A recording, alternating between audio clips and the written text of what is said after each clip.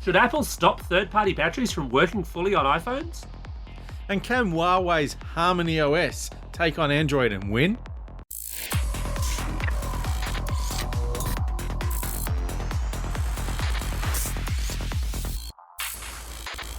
Vertical Hold is proudly sponsored by Casa Systems, taking Australian technology to the global market. Welcome to Vertical Hold, behind the tech news, where we talk to Australia's leading technology journalists to get the stories behind the news of the week.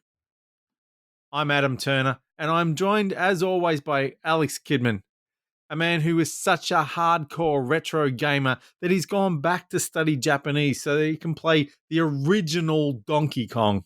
Konnichiwa, Alexon. How go your studies? Sugoi, Oji-san. O genki desu? Oishiris. Which is Japanese for it's delicious, which is about the only Japanese I know. But you'd be surprised how often you could use that and people go, yeah, that works. Speaking of delicious, we're also joined in the Vertical Hold studios by the hardest working man in fashion, Angus Kidman, editor-in-chief at finder.com.au. Angus, welcome back to the show. It's a pleasure to be here. Yellow is the new black. People are very lucky that this is an audio podcast based on the shirt that Gus is wearing at the moment. It's stunning. Isn't it always? So this week, Alex caught up with Ausdroid editor Chris Rowland to have a chat about Huawei's new HarmonyOS, and we'll dive into that in a minute and what Huawei's big plans are. Plus, we're going to talk about Apple's latest moves to make its batteries safer, more expensive. But first, over to the tech news desk. Alex, what's happening in tech? If you travel with a MacBook Pro, and especially if you're planning to travel in the States, you might want to check whether your shiny laptop will be allowed on with you. US air regulators have banned select 15-inch MacBook Pros sold between September 2015 and February 2017, the very same ones subject to a battery recall from Apple due to safety issues. According to reports, if you've already had the battery replaced, you'll be fine, but there's really no clear indication of how exactly flight staff are going to be able to pick the repaired laptops from the ones with explosive batteries. NBN's SkyMuster satellite service is revamping its plans, introducing new SkyMuster Plus deals, which provide some unmetered data. Under these new 25 meg per second plans, activities such as email, operating system updates, and select web browsing doesn't count towards your monthly data allowance. All other online activities, so basically streaming audio and video, remain subject to monthly peak and off-peak allowances. NBN trialled these new plans for some customers in June, with 4 out of 5 customers reportedly saying that the new plans were an improvement. You probably don't associate Minecraft with high levels of detail, and it seems now you maybe never will. Microsoft has announced that the long-pitched Super Duper Graphics Pack, which pretty much did what an expansion with that name was meant to, has ceased development. It seems Minecraft is a victim of its own success, with the developers pulling the plug on the graphics pack because of how it failed to work across the multiple devices you can actually play Minecraft on. The NBN rollout is now 85% complete, compared to 75% a year ago, according to the NBN's annual report. NBN chief Stephen Rue is confident that the rollout will be completed by June 2020. He says the NBN won't be asking the government for more funds to top up its existing $51 billion, and he rejected talk of the government writing off the investment, which would involve abandoning plans for NBN to pay for itself and deliver a profit. So with the pressure still on for NBN to deliver a profit, Rue refused to rule out hiking internet prices as telcos called upon the NBN to lower its wholesale pricing. So, Adam, clearly the news of the week that I desperately want us to discuss is the brand new announced 4-player version of Bubble Bobble coming to the Nintendo Switch, but I accept that that's got a pretty small audience and there's a lot of NBN news to go around. 85% complete. Wow, does that mean that 85% of Australia's on the NBN? Not even close. I think you've got more chance of making the Bubble Bobble World Championships.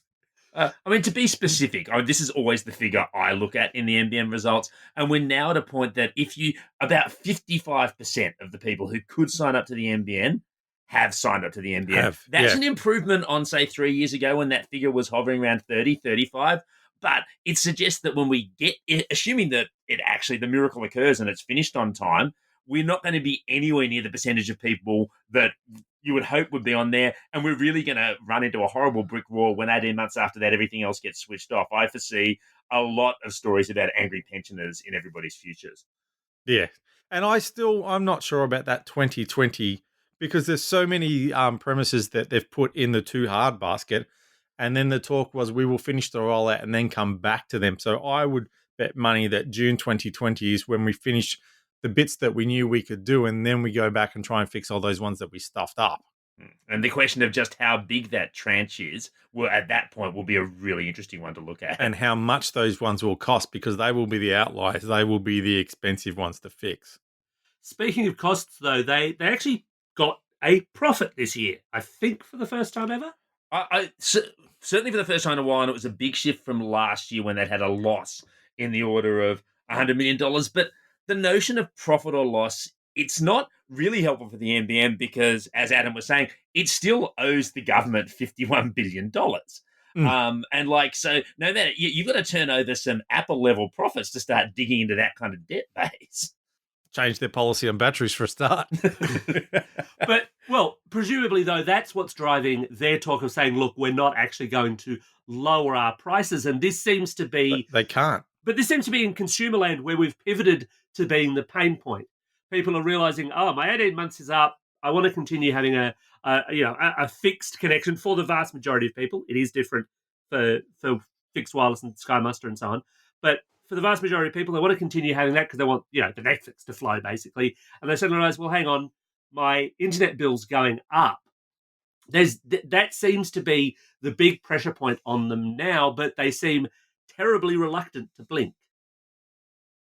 Yeah, and one of the things they've learned is that blinking is hard because the vision of the NBN was, here's this network we'll build and there'll be lots of competition and there'll be dozens of providers. What we've ended up with is 4 providers who provide in nearly everything, and they're the same 4 providers who provide in nearly everything before we had the NBN. Yeah. So I think there's that lack of competitive pressure there. So the economics of the NBN have not worked the way anyone predicted when they were built. And that's probably more to do with the fact that economics as a science is not good at predicting what will happen 6 years down the track.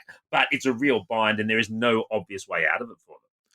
But also when they originally built it and said, we'll build it and then sell it when we get our money back, it's when they were intending on building a decent network for fiber for almost everyone. Instead, they've built a clunker and then wondering why, maybe we won't be able to sell it for as much as we hoped for. Even if they build a brilliant network, who is going to buy it? I don't. Well, the big fear is that Telstra would buy it. That's the thing, and that puts us right back where we started, because the whole point of building the NBN was to break Telstra's stranglehold on Australia. Basically, Telstra was holding the country to ransom in terms of infrastructure and networking. The new communications minister, Paul Fletcher said, "Oh no, we won't let Telstra buy it." But Telstra's already sort of starting to put the pieces into place by talking about farming off its infrastructure arm to be, a separate entity, so it still could. I'm sure if Telstra could snap it up on the cheap, they would. But even they're saying, they put out their results and said, look, our profit is down. The NBN is somewhat to blame for all of this. It feels like nobody's making money out of the NBN, and this was the reason that it was meant to. Telstra got paid $11 billion for its network. Yeah. And it's getting $1.6 billion a year in payments from the NBN as NBN pays it in compensation as its customers move to the NBN. So Telstra's doing quite nicely. For Telstra feels like that small change, Adam. You've got to think about this from a Telstra perspective. Yeah. But, Optus sold them a network that was a dud and had to be scrapped, and we knew that before they even bought it. So, there's a few people who've done quite nicely out of getting the NBN to buy things from them. And we're just bitter that we weren't amongst them. True. So, Alex, Apple's being Apple again and getting funny about what you can do with things like repairs. What's going on with battery repairs? So, it turns out that under the new version of iOS, which should arrive in the next month or so, along with the new iPhones, if you've had a third-party battery placed into your iPhone, and lots of people do this because it's significantly more affordable than the official Apple version. And, of course, for a lot of Australians, it's probably significantly more convenient. There aren't Apple stores everywhere. But if you've done that, you can no longer access the full details of your iPhone's battery health status, and it actually warns you that this is the case, that it has an unauthorized battery in place. Which, if you're the average iPhone user, the average non-techie consumer, you're probably going to panic that something's wrong immediately, and you could, of course, be sitting on a perfectly good battery. Now, yeah, this sounds a bit sus to me. I mean, putting that warning in there, telling people you don't have a genuine battery is one thing, but then hiding the battery stats from people so they can't see them, that's where you've just crossed the line for being a jerk. There's no reason to hide those stats. Apple's reasoning behind it, their argument is that it's a safety issue. And I think there is It's a safety issue that I shouldn't be allowed to read the stats on my battery? It's a bit rich. Their positioning, and I think there is a certain validity to this, because you can certainly, it's pretty easy to go online and buy a really janky replacement battery and shove it into an iPhone. Not super easy, but it's not impossible to do. Yeah. And you could do that, and you could expose yourself to some risk if you're buying a really bad part. That being said, a lot of the reports have suggested that actually, even if you got an official Apple battery, if you grab two iPhones and rip the battery out of one and put it in the other, it would still fail this test, even though by every reasonable measure, that's an official battery. Yeah. And it would be more persuasive, I think. It would be easier to believe that Apple had genuine concern for consumers if they didn't have this spectacular, decades-long track record of doing things that are designed to limit consumer choice when it comes to having repairs. This is not their first time on the roundabout for that one, and that makes it very hard to believe, I think. So, Alex, could you see the ACCC getting involved here? Do you think there's a SIM smash on the horizon? Look, it depends on the language that they use around it. I suspect it depends globally on the pressure that they get hit with. Because last year, people might remember, they had a setup for most models of iPhone where they drastically cut the price of their battery replacement, such that actually it made a fair amount of sense, if you could, to go with Apple, because there wasn't much of a margin in it for the third-party repairers, and you got Apple warranty with it and so on. It was a better experience all round. Potentially, if they really wanted to show that they were serious about this, they could do that again. I don't think they're going to, but they could do that again, and maybe they'll get enough pressure.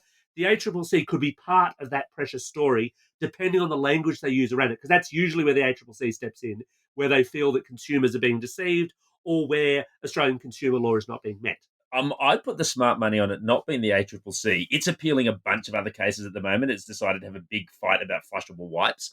So I don't know. I think where Apple will get into trouble with this will be with the EU, which is very big on the fact that you can't restrict the way that you would get those things done, and that there's a solid consumer warranty there, and that's ultimately a bigger market. So I do think there'll be pushback. I think the ACCC would be supportive, but I think we're going to see the explosion happening on the other side of the world, or the explosion about the lack of explosions, before it really becomes an issue here. So I'm chatting with Chris Rowland from Ausdroid, and Chris is in Sydney at the moment, but late last week you were in China as a guest of Huawei at their developer conference, where their big headline act was the fact that Huawei's now got its own operating system, HarmonyOS. Tell me about it. So HarmonyOS is Huawei's answer to the trade sanctions employed by the US at the moment. So on the assumption that Huawei may have some difficulty in licensing software from US companies, primarily Google, they have been developing their own connected operating system to use as a fallback, if you like, should Android no longer be available to them. So there have been a lot of big claims thrown around which were sort of watered down a little bit after the keynote speeches. But essentially, HarmonyOS is a microkernel-based modern operating system, if you like, which Huawei, depending on who you speak to, is in varying stages of readiness to deploy for smartphone users. But from where things are looking like at the moment, they're probably 12 to 18 months away from putting it on a smartphone that a consumer will see. Yeah, because their first announced product is in fact quite a bit bigger than a smartphone, isn't it? Yes, it is. So the first product that consumers will see that has HarmonyOS built in is in fact a television, which will be marketed under the Honor brand, which for now is only available in the US. So the surprise announcement was that HarmonyOS has actually been snuck into a couple of Android devices going back as far as the Mate 20. in that the HarmonyOS microkernel is actually employed in the trusted execution environment, which is a separate subprocessor, if you like, which handles the very secure functions on the Mate 20 and I believe the P30 Pro, which is your biometrics, fingerprints, photo recognition, that kind of thing. But it's not a user-facing function. You wouldn't know that the HarmonyOS kernel is actually in there, but yeah, it is. So it is in the wild, but it is nowhere near ready to be used on a smartphone yet. Right. We've seen this kind of play elsewhere. I mean, Samsung's got Tizen. Technically speaking, going back to the TVs, LG has WebOS, so their TVs are all big Palm Pilots. Microsoft obviously had a tilt at it as well with Windows Phone. If the sanctions come down, can HarmonyOS actually make a dent in especially in the local Australian market? The answer, I suspect, is probably not, but for a different reason. So I have little doubt that Huawei could get HarmonyOS to a point at which it provides a very usable experience for end users. We've been assured by various executives that HarmonyOS on a mobile phone will look and feel almost exactly like Huawei's interpretation of Android will, with the same user elements employed by the Emotion user interface, which Huawei uses on Android, with similar functionality. And we understand that HarmonyOS can even run Android apps in an emulation layer quite easily with minimal effort. So yes, if HarmonyOS comes to phones, it will probably not look that different to what we're used to. But the surprise announcement, which people almost missed during the conference, was that Huawei's consumer group CEO, Richard Yu, has actually been in the States over the last month, signing agreements with Google guaranteeing access to Android Q for existing and new smartphones, which should also provide security updates for the next 12 months or so, at least. So for the Australian consumers, HarmonyOS isn't going to be seen for at least 12 months, if ever, because there's no need for Huawei to fall back to it. So as we understand it, the deadline, as it were, for Huawei is, I think it's the 18th of August, so it's this weekend. And even if the worst comes to the worst and they are cut off from everything, the company has told us they already have Android Q. They can release it for their existing phones in market, so P30 series, Mate 20, potentially further back, but also their new phones, the expected Mate 30, perhaps another 5G handset this year, will be able to launch with Android Q regardless of the trade sanctions. So it's good news for them. Okay, and they talked about it being this kind of whole ecosystem of IoT devices down the track. Did they give it any indication that that's a market they might come to Australia with? Will we see this on a TV? Will we see Huawei smart speakers and other devices here? At this stage, there's been very little conversation about it. The executives that spoke were from Huawei's head office rather than from any particular regions. There were no real commitments made about what products, if any, we would see in Australia, and even if we were to see them, when we would. I do get the impression, though this isn't so much what Huawei said as just sort of an opinion, if you like, on where this is all going, is that HarmonyOS is a fallback, and I get the impression that we're not going to see it widely deployed unless things really go badly for Huawei in the coming week or potentially down the track. Yes, we may see it in IoT products down the line, but for example, the Huawei Watch GT runs a operating system at the moment that isn't Android. It's called Light OS, and they believe that with minimal changes, the HarmonyOS could be put in place of Light OS to deliver the same functionality to users. So the answer is I don't think so anytime soon, but down the track, Huawei may move to standardize some of its accessory business, well, which I suppose includes IoT, so that fundamentally they have their smartphones, which most likely will be running Android but may not.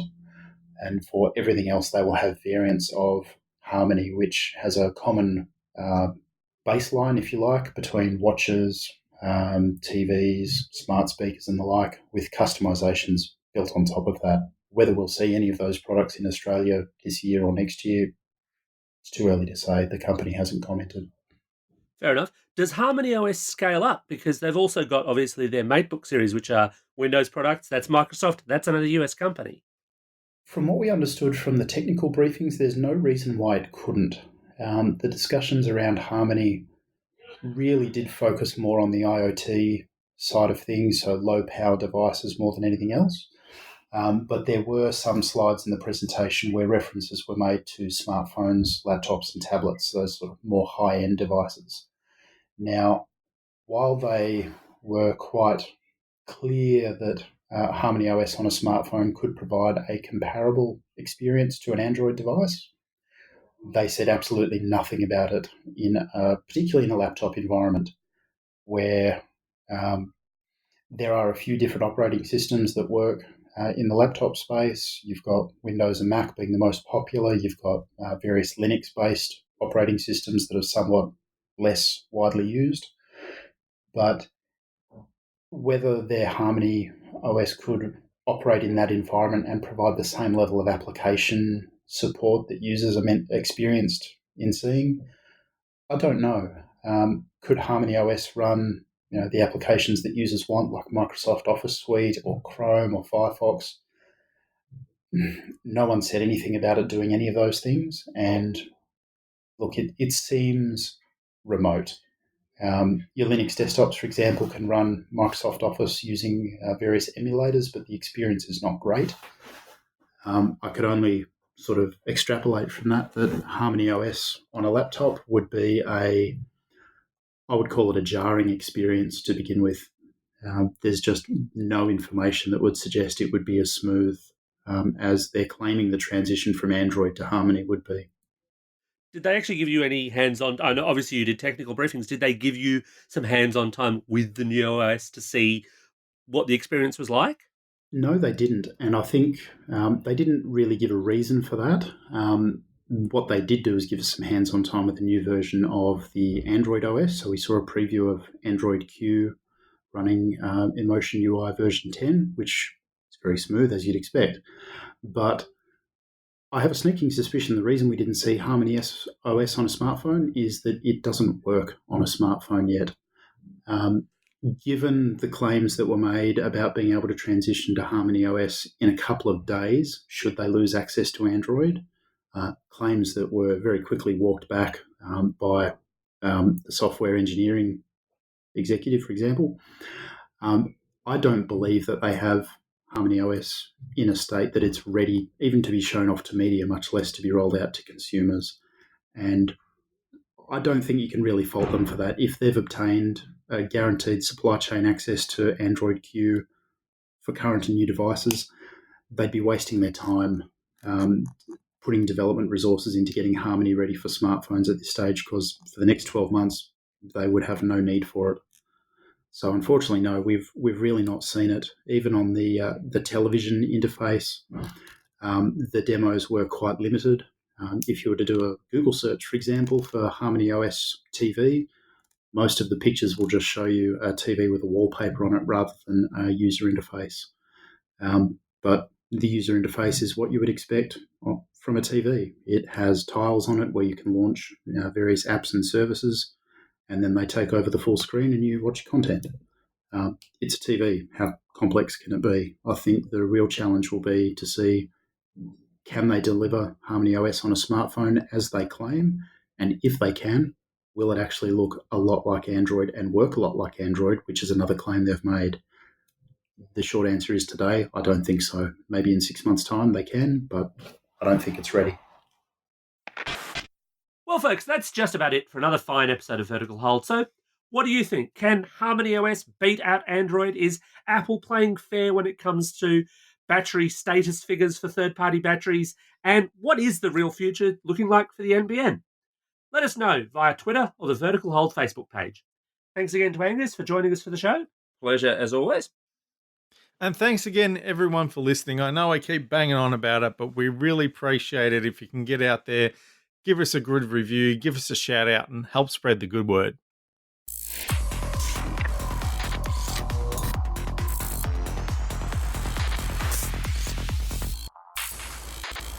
Vertical Hold is proudly sponsored by Casa Systems, taking Australian technology to the global market. It's like we're kicking Yeah. Apple and we're kicking the NBN. It's a textbook show, isn't it? Yes. Like shooting fish in a barrel.